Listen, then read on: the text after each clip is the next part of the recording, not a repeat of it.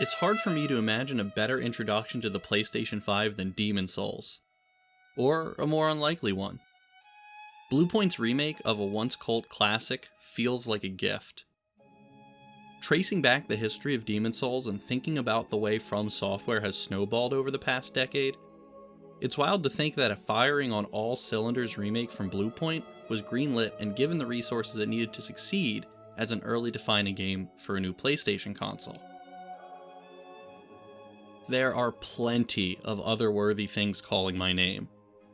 Spider-Man Miles Morales, Astro's Playroom, Bugsnax, and a few PS4 games I either want to revisit or start for the first time now that they're better on PlayStation 5. But every one of them will have to wait. At most, I'll only dabble.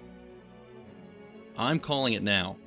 For the rest of the year, I'm going to be obsessed with Demon's Souls. It seems like a safe bet. Once is never enough with this series, and the only reason I'm pumping the brakes on my New Game Plus run is so that I can get this review written before I tumble further down the rabbit hole. First impressions are everything for a Souls game, and Bluepoint Games doesn't disappoint. The revamped character creator is a surprisingly absurd step up, to the point where I felt like I had to take my time getting the details just right, even though I wanted to jump into the game proper as soon as possible. I'm glad I did. The graphics are so intricately detailed, not just with the player-made protagonist, but also in the unforgettable environments and creatures, that you'll feel guilty if you neglect the new photo mode. There's even an option to hide your helmet and apply visual filters. Once your gorgeous, or garish, hero is finalized and they're whisked away to the tutorial zone, it's a matter of seconds before the ambition of this remake fully sinks in. I was blown away by the technical side, particularly the high-end lighting and textures, the smooth frame rate, and the picture clarity.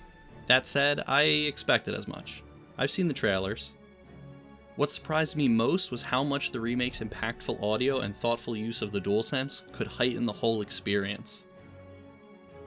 When running through the highlights, it's easy to point to Demon's Souls' impressive visuals.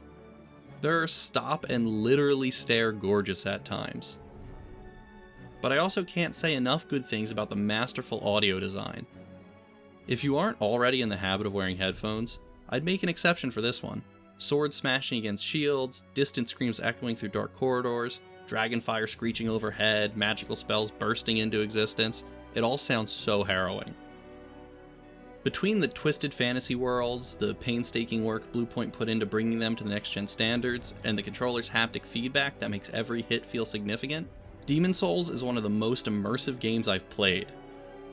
Before getting my hands on the game, my major fear for Demon's Souls was that Bluepoint would somehow fumble the gameplay in small but slowly infuriating ways. That concern didn't pan out. Mechanically, this is the methodical action RPG you remember from the PS3 days. For better, not worse. Nothing felt out of place to me. In fact, with a stable 60 frames per second performance, it's never felt better. I also have to stress that if you've ever found the Souls series to be too arduous, the PS5's fast loading times can help really smooth out the rough patches. Ill-timed deaths aren't nearly as frustrating when you're seconds away from another attempt. Farming for souls and stones isn't the same old slog.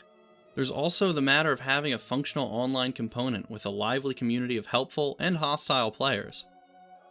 So much of this game, especially the old monk fight, was way ahead of its time. That's not to say every bit of the original game holds up perfectly in 2020. Even with the remake sheen, parts of Demon's Souls can feel dated or underbaked. I'd argue that bosses like the Dragon God or Dirty Colossus, and concepts like player invasions and the difficulty-altering world tendency system, aren't completely fleshed out. Bluepoint didn't overhaul that stuff. The 6th Archstone is still broken. As a remake striving for authenticity, that's understandable. Unfortunately, some of the reworked details, certain character designs and the grand orchestral soundtrack in particular, are proving divisive among longtime fans. For my part, only a few new designs stood out in a bad way, and the reimagined soundtrack fits the aesthetic. I'm good with pretty much everything else. The gameplay fundamentals feel shockingly spot on. The art direction is cohesive overall, but if you inspect every little artistic choice, they aren't all one-to-one with From Software's original vision. This remake is sure to rekindle old arguments about which game deserves to take the crown. I think From Software has reached greater heights with Bloodborne and Dark Souls 3, but Bluepoint is making things tricky for me. I've never loved Demon's Souls more than I do right now. So much of it still feels so fresh. Storming the castle with a fire-breathing dragon on my tail, ascending a nightmarish tower with a giant beating heart, slicing the sky to bring down a flying manta ray that fills the screen, I'm in awe again. Bluepoint Games and From Software are among the best in the business, and we are fortunate to have their strengths coalesce in such a stellar remake. This console generation is less than a week old, but something tells me we're going to be raving about Demon's Souls when it comes to a close. For more reviews, news, and all things video games, head on over to Destructoid.com. Thanks for watching, don't forget to subscribe and leave a like.